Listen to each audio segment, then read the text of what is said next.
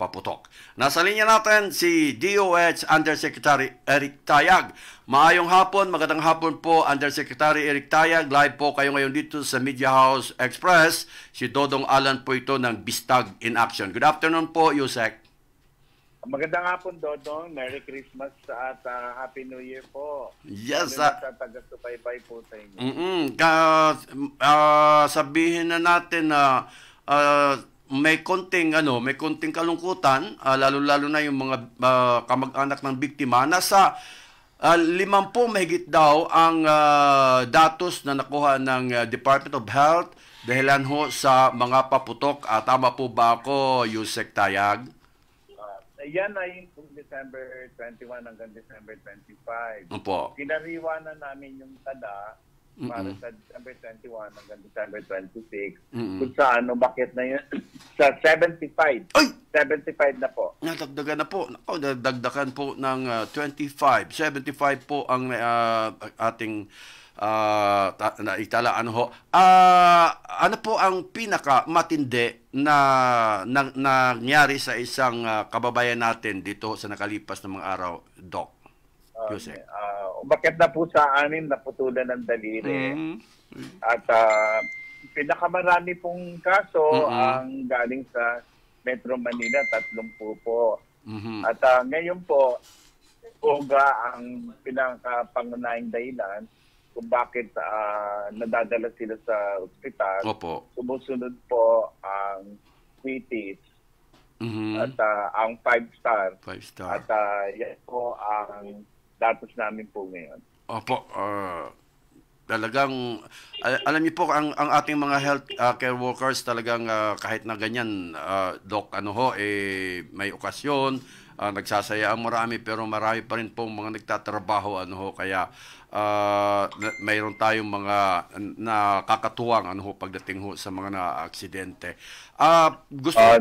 Kaya nga, Dodong, sa December 30, Rizal Day, ang aming kalihim Secretary Ted Herbosa ay bibisita sa mga piling hospital para pasalamatan na rin yung mga doktor na kahit sa mga panahon ngayon ay nagjo-duty at para makita na rin ang preparasyon ng mga ospital na ito kung ano ang kanilang paghahanda para sa pagsalubong natin sa bagong taon sapagkat hindi lamang naman yung nasa bugad ng paputok ang maaaring dalhin sa ospital at iba pang emergency. Kaya paalala rin na maging maingat po tayo sa daan.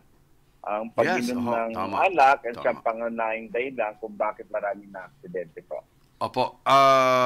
Doc, pagdating ho sa mga paputok, mayroon na po tayong mga 70 mahigit.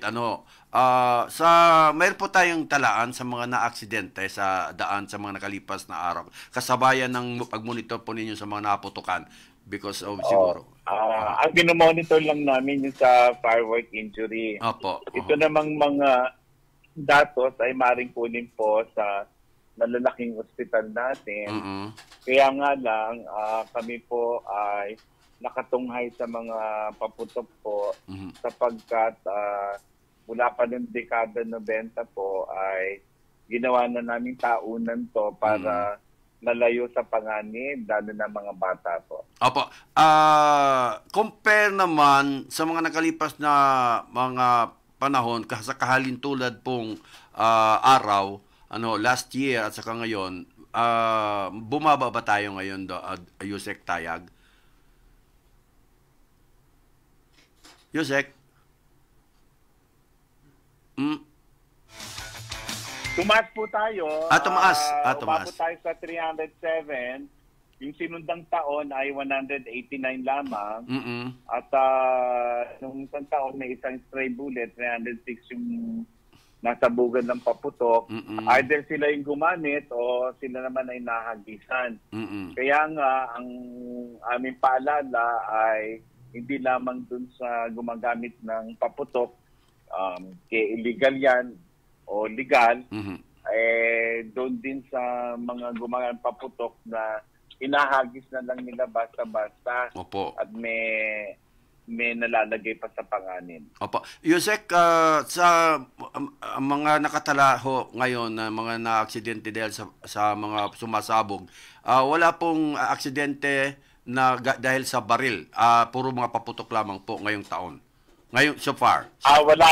Okay. Wala pa po, bagamat ang kapulisan ay nag-report ng indiscriminate firing, pero wala namang kinalaman to sa selebrasyon. Okay. Kaya, at wala namang stray bullet, stray bullet lamang po ang nire-report namin. Yung nire-report po ng kapulisan ay sa hanay po nila at PNP po at saka AFP personnel.